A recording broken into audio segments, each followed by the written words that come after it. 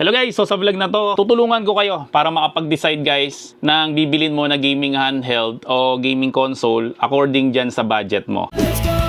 Let's go! Start! So simulan natin guys, kung ang budget mo is less than 1,000 pesos. So ang pinakamagandang gaming handheld para sa'yo ay ito, Brick Game. Kasi ang presyo nito ay mga 120 pesos lang. So ang pag-uusapan natin guys sa vlog na to ay usually mga brand new na price, okay? Yan, so hanggang ngayon hype na hype pa rin talaga tong Brick Game na to eh. Gustong gusto ko talaga to eh. Bata ako, nakikipaglaban ako dito. Pataasan ng level tapos libre merienda. Okay, so putulin ko na to guys kasi maiinip lang kayo dito, hindi ako madideds dito. So next naman tayo guys, so kung yung budget mo ay 1,000 to 5,000 pesos, ang recommended ko sa iyo guys, ito guys ang presyo nito mga 2,000 pesos, ito naman presyo nito mga 2,500. So mga ganyan yung price niya, no? So ito mga 3,500. Then ito ang price nito guys mga 4,000 pesos, no? So ito is RG35XX plus, ito naman is RG28XX, ito naman is RG35XX na horizontal, then ito naman is RG40XX, no? So sa lahat ng mga XX series ng Anbernic, ito yung pinakamalaki, itong 4 inches. So guys, meron kasi akong collection ng 20,000 na retro gaming handheld nga, no, para sa mga ganitong device. So kung gusto mo guys mag-avail no, so hanapin mo lang ako sa FB Gadget Syndrome. So binibenta ko lang yun ng 199 pesos lang, take all na. Pero marami mga nagre-request sa akin, pwede raw ba meron na siyang kasamang memory card para hindi na sila mahirapan. So ito guys, bumili ako ng konting memory card dito. Yan, so mga 128 gig to. So kung gusto mo guys na may kasamang memory card, so lagyan na rin natin ng memory card, no. So yung presyo, itanong mo na lang doon sa page. Again, hanapin mo lang sa FB Gadget Syndrome. Pupunin ko to guys na mga games. So isasalbak mo na lang yan guys dito sa second slot na handheld device mo. So yung memory card na yan guys, no, pwede yan dito sa mga XX series guys, and pwede rin guys sa mga Android na device. So again guys, 5 lang tong binili ko. So unahan na lang kayo guys na maka-avail nga nitong mga memory card na to, no. So pwede natin yung padaanin through Shopee, pwede ring Lalamove, and syempre pwede mo i-pick up dito sa shop ko kung gusto mong kaliwaan yung bayad. Walang problema sa akin yan. Pero kung gusto mo na download lang guys, 199 pesos lang yun, no? So sobrang mura na nun. 20,000 mahigit na mga games para dito sa mga handheld, and syempre para dito guys, basta mga retro games guys, halos kompleto ko ng mga games na yan. So kung ang presyo mo naman guys is 5,000 to 10,000 pesos, ang marerecommend ko sa'yo ay Nintendo Switch Lite. So sorry, wala na akong Nintendo Switch Lite dito, no? So na-dispose ko na siya. Hindi ko naman pwedeng itago lahat ng gaming handheld, lalo na yung mga hindi ko masyadong ginagamit, no? So ang presyo guys ng brand new na Nintendo Switch Lite is mga 8,500 pesos. So kung gusto mo nga palang malaman yung binibilhan ng mga sinasabi ko na mga ganyang price, so maglalagay ako ng link sa description section ng video na to, at make sure lang guys na yung link na yung i-click mo para hindi ka ma-scam. Then ang next naman natin guys, kung ang presyo mo is from 10 to 20,000 pesos, ang marerecommend ko sa iyo guys ay itong Nintendo Switch na OLED. So ang presyo guys ng brand new na Nintendo Switch na OLED is from 13,000 to 15,000 pesos. Then ang isa pa guys na marerecommend ko kung gusto mo naman ng parang mga retro gaming handheld pero Android device siya, so ang marerecommend ko sa iyo guys is yung RG477M na finiture ko rin dito guys sa vlog ko, kaso wala na rin siya, dinispose ko na rin siya. Pero maglalagay ako guys ng link sa description section ng video na to kung saan ba yung nabibili. Kasi guys, yun yung pinakamagandang gaming handheld para sa akin pagdating guys sa retro gaming. Kasi unang-una nga, yung screen niya guys is 4x3 inches. Tapos guys, ang lakas ng processor nun. Then, ang isa pa guys na marerecommend ko, syempre isa rin sa finiture ko sa vlog na to, yung Retroid Pocket 5, and syempre yung Retroid Pocket Flip. So yun guys, mga Android devices yun. So pag sinabing Android guys, kung ano yung nagagawa mo sa cellphone mo, pwede mo rin gawin doon. And syempre, pwede mo rin guys lagyan ng game show, no? So itong mga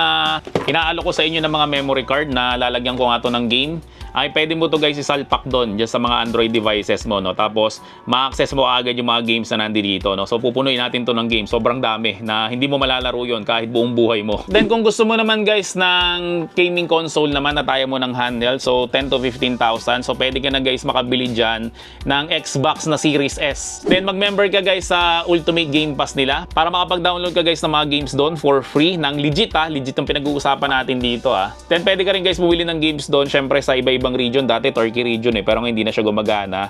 So sa Chile saka sa India region, no, mas mura yung mga games doon kung gusto mo guys ng Xbox. So ang ginagandahan kasi guys sa Xbox, yun nga, meron siyang Game Pass na yung ibang game ay pwede mong malaro sa iba-ibang device mo. Ang tawag doon guys is yung Play Anywhere. So pag sinabing Play Anywhere, pwede mo siyang malaro sa Xbox, pwede mo siyang malaro sa PC gaming handheld. Tapos nagsisync yung mga save games mo doon. So kung Xbox versus PlayStation talaga guys, mas gusto ko talaga guys ang Xbox, sa totoo lang. Then angat pa tayo guys, 20 to 30,000 pesos naman. Ano ba yung marirecommend ko sa inyo? Pwede ka na makabili dyan guys nung Aya Neo Pocket Evo. Ano kaya yung Odin 2 Portal? Pero kung bibili ka guys ng Odin 2 Portal, mas maganda, abangan mo na lang yung Odin 3 kasi papalabas na rin yan, no? Sana ngayong taon lumabas na rin siya para makakuha rin tayo ng unit nun. So pwede ka rin guys bumili nitong Nintendo Switch 2 kasi ang presyo nito is mga 27 to 29,000 pesos. Kaya guys, isa to sa pinakamurang handheld, no? Kasi bumabawi sila guys dun sa games. So mura yung handheld pero mahal yung games. So kung ayaw mo naman guys ng Nintendo Switch, syempre pasok rin dyan guys ay yung PS5 Slim. Tapos guys, mag-member ka na lang sa PS Plus. Ang binabayaran doon ay mga 500 pesos monthly.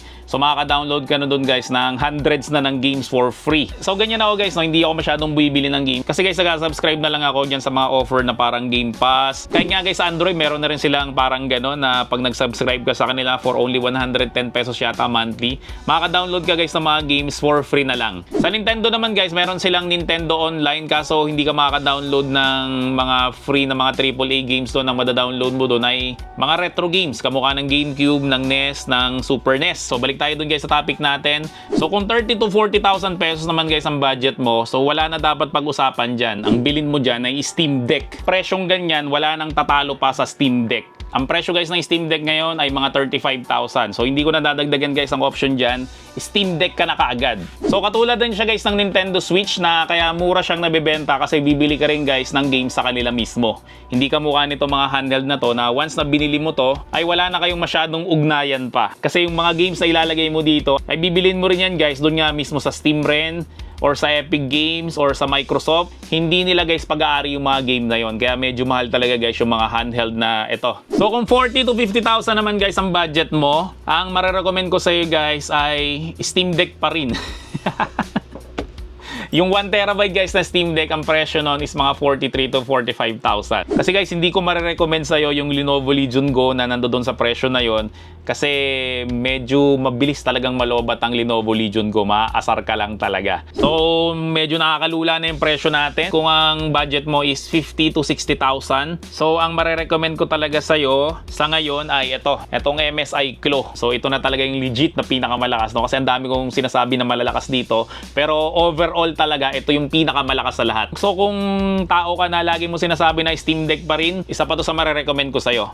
Itong Lenovo Legion Go S. So, sa ngayon guys, no, sa lahat ng gaming handheld ko dito, ito yung pinakagusto ko sa lahat. So baka bago matapos tong taon na to ay magkaroon tayo ng Gaming Handheld Award. So ang nakikita kong mananalo doon ay ito.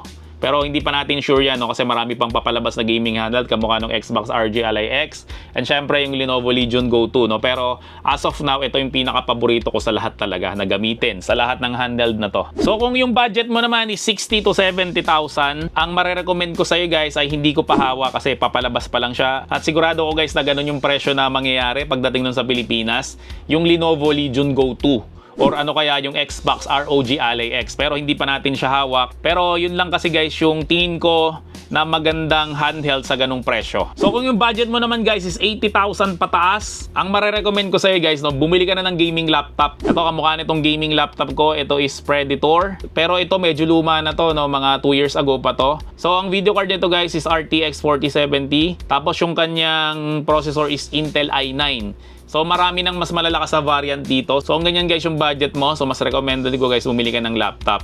Or pwede rin guys magpa-setup ka na ng sarili mong desktop. Kasi ang desktop guys, mas malakas yan kaysa laptop kahit na pareho sila ng specs. So bakit nangyari yun guys, no? Kasi meron tayong tinatawag na power delivery. So yung power delivery na yun guys, yung talagang naka-plug siya doon sa outlet mo, makakakuha ka guys ng mataas na power delivery sa desktop kaysa sa laptop. Kasi ang laptop guys, pwede yan i-powered ng battery lang. Kaya guys, mas malakas pa rin yung gaming desktop kaysa sa gaming laptop. So again guys, i-promote ko ulit yung for sale natin na mga micro SD card dito. So pwede ko rin to guys lagyan ng Nuli OS. Ganito yung magiging itsura niya. Yan, so mas maganda siyang tingnan. And kung gusto nyo naman guys na lagyan ko lang to ng games, tapos isaksak nyo na lang dito. So sa secondary slot na mga gaming handheld nyo, no, pwede sa Android, pwede rin sa mga XX series, no? So pwede kayo guys mag-request. So again, Hanapin mo lang ako sa FB Gadget Syndrome. And syempre lahat ng benta ng memory card na to ay mapupunta yan guys sa Gadget Syndrome Foundation para makabili pa tayo guys ng mga gaming handheld na i-review natin dito.